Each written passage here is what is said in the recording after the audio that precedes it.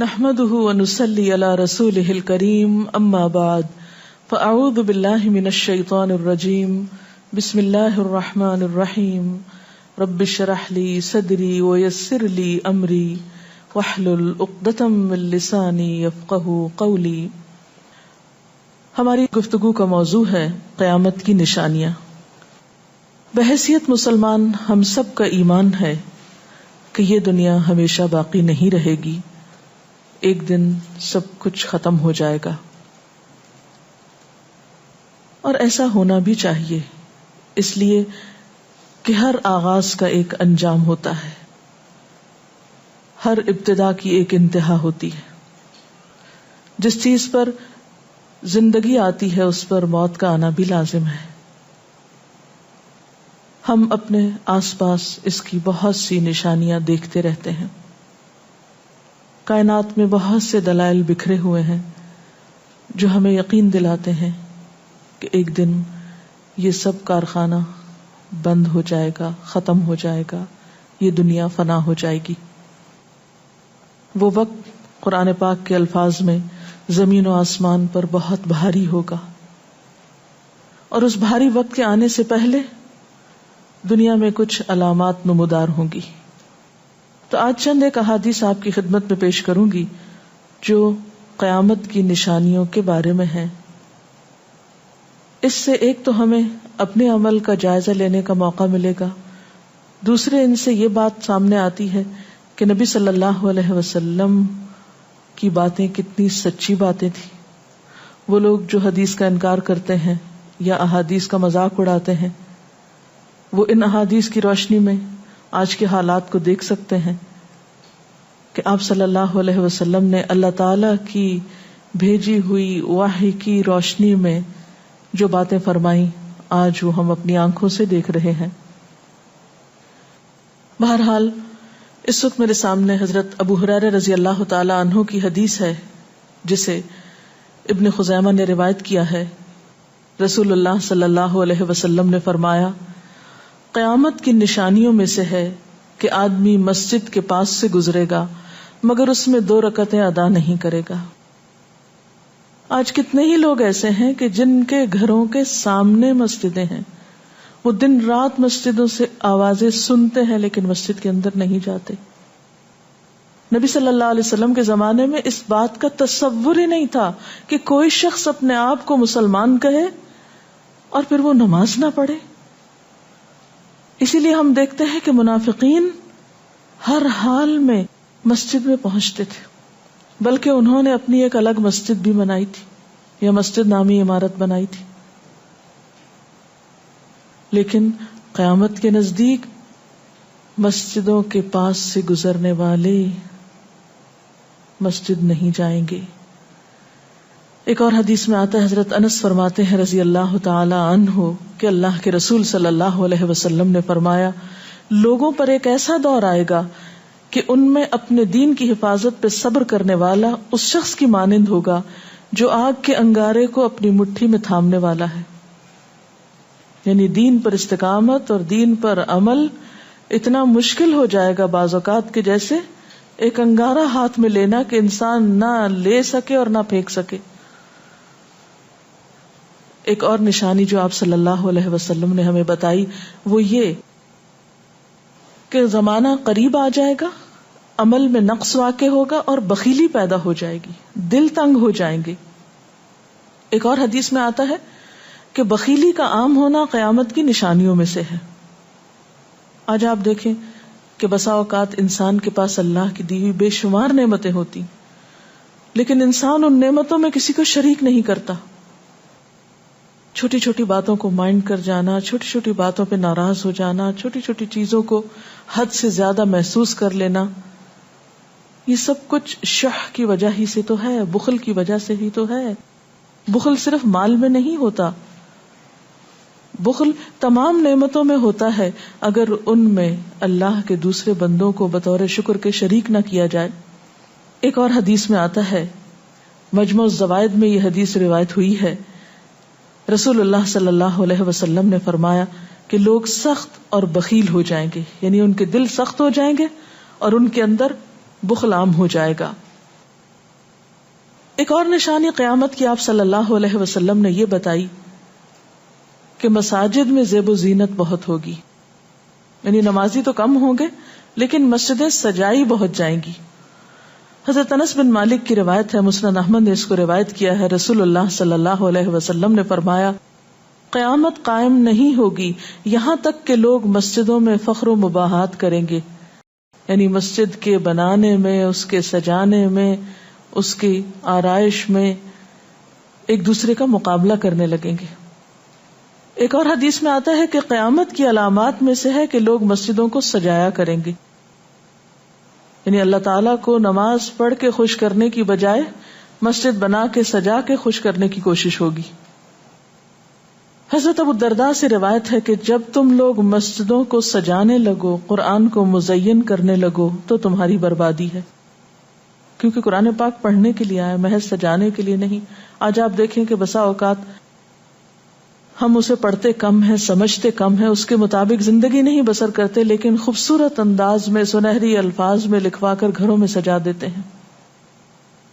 تو قرآن پاک سجانے کے لیے نہیں آیا، وہ تو ہدی للناس ہے، ساری انسانیت کی ہدایت کے لیے آیا ہے، لیکن ہم نے اس کا بس اتنا ہی فائدہ اٹھایا کہ اسے خوبصورت انداز میں لکھ کے طاقوں میں سجا دیا.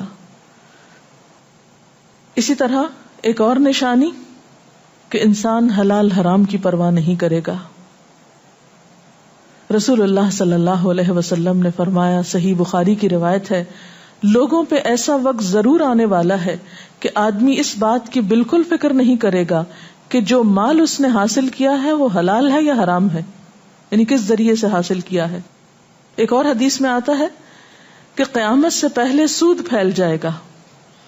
ایک اور روایت میں آتا ہے کہ ہر شخص تک اس کا کچھ نہ کچھ غبار پہنچے گا، یعنی کچھ لوگ تو براہ راست اس میں انوالو ہوں گے اور کچھ لوگ انڈائریکٹلی اس سے متاثر ہوں گے. اسی طرح قیامت کی نشانیوں میں سے ایک اور نشانی دیگر امتوں کی مشابہت اور تقلید ہوگی. حضرت ابو سعید رضی اللہ تعالی عنہ سے روایت ہے، رسول اللہ صلی اللہ علیہ وسلم نے فرمایا، تم اپنی سابقہ امتوں کی ایک ایک بالشت اور ایک ایک گز میں اتباع کرو گے، یعنی چھوٹے سے چھوٹے معاملے میں اور بڑے سے بڑے معاملے میں ان کی پیروی کرو گے، حتیٰ کہ اگر وہ کسی سانڈے کے سوراخ میں داخل ہوئے ہوں گے، یعنی گوہ کے سوراخ میں، تو تم بھی ان کی پیروی کرو گے، اس سوراخ میں بھی گھسو گے. ہم نے پوچھا، یا رسول اللہ صلی اللہ علیہ وسلم، کیا آپ کی مراد یہود و نصارہ ہیں؟ فرمایا، پھر اور کون؟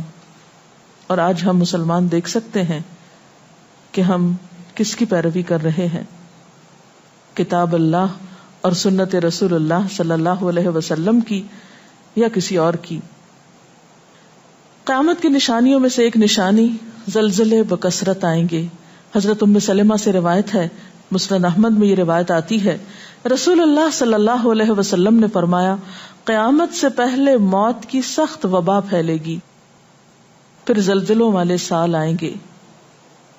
ایک اور روایت میں آتا ہے، قیامت کی نشانیوں میں سے ہے کہ ناگہانی موت کثرت کے ساتھ ہوگی، یعنی اچانک ڈیتھ، یکا یک بیٹھے بیٹھے فوت ہو گئے. امام بخاری نے اس حدیث پر کچھ شعر بھی لکھے ہیں جن کا ترجمہ ہے، فارغ وقت کو غنیمت سمجھ کر کچھ رکوع کر لو، یعنی فارغ بیٹھنے سے بہتر ہے کچھ نوافل پڑھ لو، قریب ہے کہ تیری موت اچانک واقع ہو. تم کتنے ہی صحت مند لوگوں کو دیکھتے ہو جن کی صحت مند جانیں اچانک فوت ہو جاتی ہیں، یعنی ختم ہو جاتی ہیں. حافظ ابن حجر عسقلانی جنہوں نے بخاری کی شرح لکھی ہے فتح الباری، وہ کہتے ہیں یہ عجیب اتفاق ہے کہ امام بخاری خود بھی اسی طرح اچانک فوت ہوئے تھے. یعنی اچانک موت جو ہے وہ کسی پر بھی آ سکتی ہے، کوئی نیک ہو یا بد ہو.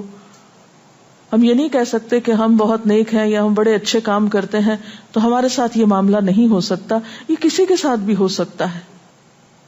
اس لیے جو وقت آج ہمیں حاصل ہے، جو لمحات آج ہمیں ملے ہیں، ان کو غنیمت سمجھیں اور نیکی کے کام میں پیچھے نہ رہیں. پھر قیامت کی نشانیوں میں سے ایک نشانی یہ بھی بتائی گئی کہ لوگ جان پہچان والوں کو بس سلام کریں گے. عامر بن اسود فرماتے ہیں رضی اللہ تعالی عنہ کہ ہم حضرت عبداللہ بن مسعود کے ساتھ ایک مسجد میں گئے تو جماعت کھڑی تھی، پھر لوگوں نے رکوع کیا اور ہم بھی رکوع کرتے ہوئے ساتھ شامل ہو گئے۔ اتنے میں ایک آدمی آیا اور کہنے لگا، ابو عبد الرحمن، یہ عبداللہ بن مسعود کی کنیت ہے، آپ کو سلام۔ عبداللہ بن مسعود نے حالت رکوع ہی میں فرمایا، اللہ اور اس کے رسول صلی اللہ علیہ وسلم نے سچ کہا تھا۔ نماز کے اختتام پر کچھ لوگوں نے آپ سے پوچھا کہ آپ نے فلاں شخص کے سلام پر یہ کیوں کہا کہ صدق اللہ و رسولہ، اللہ اور اس کے رسول صلی اللہ علیہ وسلم نے سچ کہا۔ ابن مسعود نے فرمایا، میں نے نبی صلی اللہ علیہ وسلم سے سنا کہ قیامت کی نشانیوں میں سے ہے کہ سلام صرف پہچان والوں کو کیا جائے گا۔ یعنی آپ کسی مجلس میں جاتے ہیں، مسنون طریقہ کیا ہے؟ اگر آپ کسی گیدرنگ میں جائیں، سب کو بیک وقت السلام علیکم کہیں، لیکن بہت دفعہ آپ نے دیکھا ہوگا کہ لوگ آتے ہیں، سب کو نہیں پوچھتے، ان میں سے جو جان پہچان والا ہوتا ہے اس کا نام لے کر بس سلام کرتے ہیں۔ پھر اسی طرح ایک اور نشانی یہ کہ لوگ دعا اور طہارت میں زیادتی کریں گے۔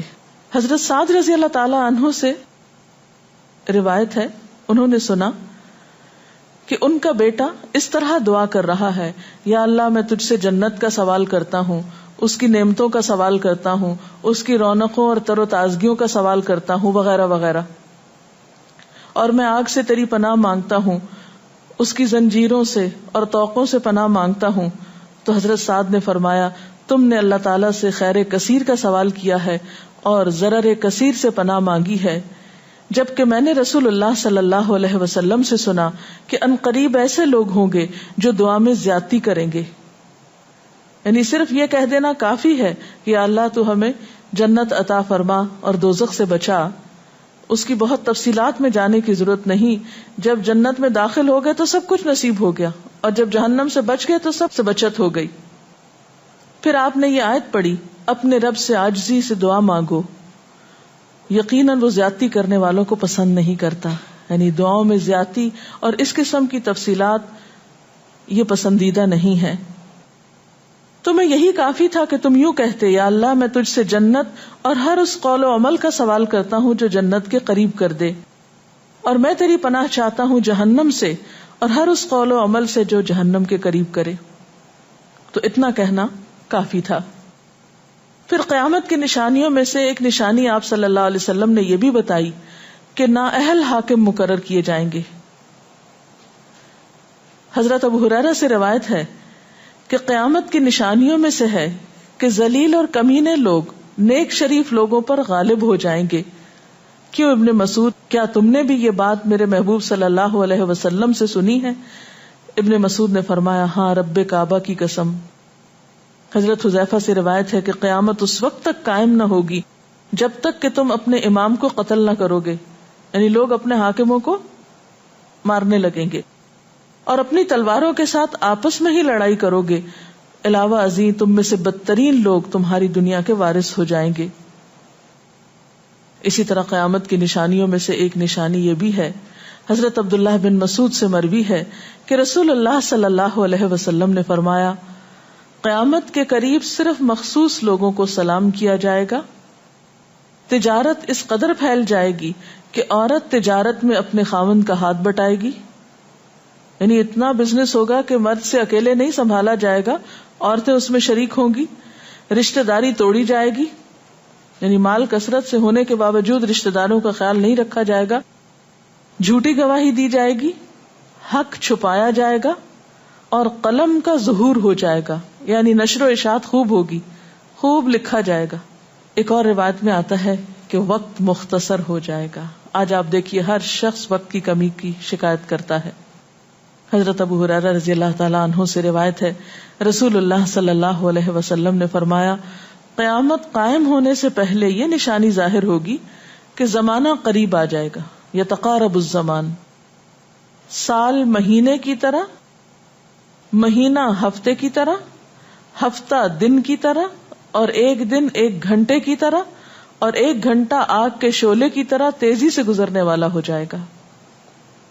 اور آج آپ دیکھیے کہ اللہ کے رسول صلی اللہ علیہ وسلم کی یہ بات کتنی سچ معلوم ہوتی ہے کہ ہر شخص وقت کی کمی کا شکار ہے، اور پتہ ہی نہیں چلتا ہفتہ گزر گیا، پتہ ہی نہیں چلتا مہینہ گزر گیا، پتہ ہی نہیں چلتا سال گزر گیا، پتہ ہی نہیں چلتا اتنی عمر گزر گئی، کل کی بات لگتی ہے. اور انڈائریکٹلی یہ اشارہ اس بات کی طرف کہ زندگی کی رفتار بہت تیز ہو جائے گی، یعنی فاسٹ لائف جس کو آپ کہتے ہیں اس کا شکار ہو جائے گا. ایک اور روایت میں آتا ہے کہ دنیا محبوب ہو جائے گی، موت سے نفرت ہو جائے گی. حضرت ابو ہریرہ سے روایت ہے رسول اللہ صلی اللہ علیہ وسلم نے حضرت ثوبان سے فرمایا، اے ثوبان، اس وقت تمہارا کیا حال ہوگا جب دوسری امتیں تم پر اس طرح ٹوٹ پڑیں گی جس طرح تم کھانے کے برتن پہ ٹوٹ پڑتے ہو. ثوبان نے کہا، میرے ماں باپ آپ پہ قربان، اے اللہ کے رسول صلی اللہ علیہ وسلم، کیا اس وقت ہم تعداد میں کم ہو جائیں گے؟ فرمایا، نہیں، بلکہ تم کثرت میں ہوگے، لیکن اللہ تعالیٰ تمہارے دلوں میں وہن ڈال دے گا. صحابہ نے پوچھا، یا رسول اللہ صلی اللہ علیہ وسلم، وہن کیا چیز ہے؟ آپ نے فرمایا، دنیا سے محبت اور جہاد سے نفرت. اور ایک روایت میں آتا ہے، دنیا سے محبت اور موت سے نفرت. اسی طرح نیک لوگ آہستہ آہستہ کم ہو جائیں گے. رسول اللہ صلی اللہ علیہ وسلم نے فرمایا، نیک لوگ یکے بعد دیگرے رخصت ہوتے جائیں گے، فوت ہوتے جائیں گے. فضول لوگ باقی رہ جائیں گے، بیکار، نکمے، جس طرح جو کا بھوسا یا ردی کھجور باقی رہ جاتی. اللہ تعالیٰ ان فضول لوگوں کی کچھ پرواہ نہ کرے گا، کوڑے کرکٹ کی طرح ہوں گے جن کی کچھ پرواہ نہ کرے گا کہ ان کو پھینک دیا جائے یا کاٹ دیا جائے یا کہیں جلا دیا جائے. ایسے لوگوں کی اللہ تعالیٰ کو کچھ بھی ضرورت نہیں ہو. حضرت عمرو بن شعیب اپنے والد سے اور اپنے دادا سے روایت کرتے ہیں، رسول اللہ صلی اللہ علیہ وسلم نے فرمایا، لوگوں پر ایک ایسا وقت آئے گا کہ ان کی خوب چھانٹی صفائی کی جائے گی تو فضول لوگ باقی رہ جائیں گے اور نیک لوگ ختم ہو جائیں گے. پھر آپ نے اپنے دونوں ہاتھوں کی انگلیوں کو آپس میں ملا کر فرمایا، اس طرح ان کے وعدے اور امانتیں خلط ملط ہو کر رہ جائیں گے اور وہ اختلافات کا شکار ہو جائیں گے. یعنی نہ ان میں وعدوں کا پاس ہوگا، نہ امانتوں کی ادائیگی کا احساس ہوگا، اور وہ ایک ہی چیز جانیں گے اور وہ لڑائی جھگڑا، اختلافات. کیونکہ کوڑا کرکٹ ہے نا، کوئی وزن تو اس کا ہے نہیں، کوئی اصول تو ہے نہیں، کسی نیک کام میں استقامت تو ہے نہیں، بس جدھر کو پانی جا رہا ہے اس پہ بہ رہے ہیں، ہوا چل رہی ہے اس پہ اڑ رہے ہیں.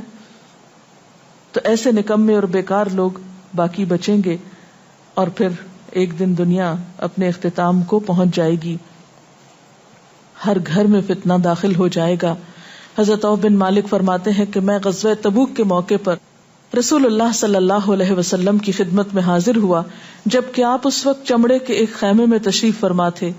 آپ نے فرمایا، قیامت کی 6 نشانیاں گن لو، پھر ایک ایسا عام اور تباہ کن فتنہ ہوگا کہ عرب کا کوئی گھر بھی اس کی لپیٹ میں آنے سے محفوظ نہ رہ سکے گا. تو اللہ تعالیٰ سے دعا ہے کہ وہ ہمارے ایمان اور عمل کی حفاظت فرمائے اور ہمیں نیکی کی توفیق عطا فرمائے، اپنی ذمہ داریوں کو صحیح معنوں میں پورا کرنے کی توفیق عطا فرمائے. اگر آپ کے ذہن میں کوئی سوال ہو تو آپ کر سکتے ہیں. جو لوگ قیامت کی ان علامات کا مذاق اڑاتے ہیں اور کہتے ہیں کہ یہ حالات تو بہت عرصے سے ہیں، قیامت آنی ہوتی تو آ چکی ہوتی، تو ہم کیا کر سکتے ہیں، انہیں کیسے سمجھا سکتے ہیں؟ دیکھیے کہ جو لوگ مذاق اڑانے پر تل جاتے ہیں ان کا کوئی علاج نہیں. نبی صلی اللہ علیہ وسلم کے زمانے میں بھی ایسے لوگ موجود تھے جو دین کے شاعر کا مذاق اڑاتے تھے. قرآن نے ایسے لوگوں کو منافق بتایا ہے. اور بات یہ ہے کہ جب قیامت آئے گی تو پھر کسی سے پوچھ کر نہیں آئے گی، اس کا وقت تو اللہ تعالیٰ کو معلوم ہے، اور جب آ جائے گی تو کوئی اس سے فرار حاصل نہیں کر سکے گا. آج ہمیں اللہ تعالیٰ نے اختیار دیا ہے، چاہیں تو کسی چیز کو مانیں اور چاہیں تو انکار کر دیں، لیکن جب اصل حقیقت سامنے آئے گی تو پھر ہم انکار نہ کر سکیں گے. آپ نے بتایا کہ قیامت کی نشانیوں میں ہے کہ طہارت میں بھی زیادتی کی جائے گی، تو اس سے کیا مراد ہے؟ اس کا معنی یہ ہے کہ لوگ طہارت حاصل کرتے وقت وسائل یا ریسورسز کو بہت ضائع کریں گے. مثلاً یہ کہ وضو کرتے وقت بہت زیادہ پانی لنڈھانا، بہت صابن گرانا، اسی طرح نہاتے وقت بہت پانی ضائع کرنا. نبی صلی اللہ علیہ وسلم کے زمانے میں پانی کی قلت بھی ہوتی تھی، لیکن اس کے باوجود آپ صلی اللہ علیہ وسلم کی تعلیمات میں ہے یہ بات کہ ایک شخص کو آپ نے فرمایا تھا کہ خواہ تم دریا کے کنارے بیٹھے ہو پھر بھی وضو کے لیے اتنا ہی پانی لو جتنا تمہاری ضرورت ہے، یعنی بہت زیادہ پانی ضائع نہ کرو. آج ہم دیکھتے ہیں کہ بہت سے وسائل کے ذریعے پانی کا حصول بعض علاقوں میں بہت آسان ہو گیا ہے اور لوگ بہت ناقدری کے ساتھ پانی ضائع کرتے ہیں. مثلاً بعض دفعہ دیکھا گیا ہے کہ برش کرنے کے وقفے میں ٹیپ کھول دی جاتی ہے، بعض اوقات 5 منٹ تک ٹیپ میں سے پانی بہتا رہتا ہے اور آرام آرام سے لوگ اپنی طہارت اور صفائی کا اہتمام کرتے رہتے ہیں. تو کسی بھی طرح کے وسائل کو ضائع کرنا جو ہے وہ اسلامی تعلیمات کے خلاف ہے، خواہ وہ دین کے کسی کام کے کرنے میں ہی کیوں نہ استعمال کیے جائے، وضو جیسی چیز میں ہی کیوں نہ استعمال کیے جا رہے ہوں. تو طہارت میں مبالغہ آرائی کا مطلب یہی ہے، وسائل کا ضیاع. دعا میں زیادتی کا مقصد کیا لمبی دعاؤں کا بھی مراد یہ ہوگا؟ اصل میں دعا تو حسب ضرورت کی جا سکتی ہے، حسب موقع. کبھی آپ کے پاس وقت زیادہ ہوتا ہے تو آپ دیر تک بھی دعا کر سکتے ہیں، مخصوص اوقات میں، مخصوص قبولیت کی جگہوں پر. لیکن سنت کے طریقے سے ہٹ کر مبالغہ آرائی کے انداز میں دعا کرنا اور پھر ردیف قافیے ملا کر دعا کرنا یا شعر و شاعری کے انداز میں دعا کرنا، ان چیزوں سے منع کیا گیا. وآخر دعوانا ان الحمد للہ رب العالمین. سبحانک اللہم وبحمدک نشہد ان لا الہ الا انت نستغفرک ونتوب الیک. والسلام علیکم ورحمۃ اللہ وبرکاتہ.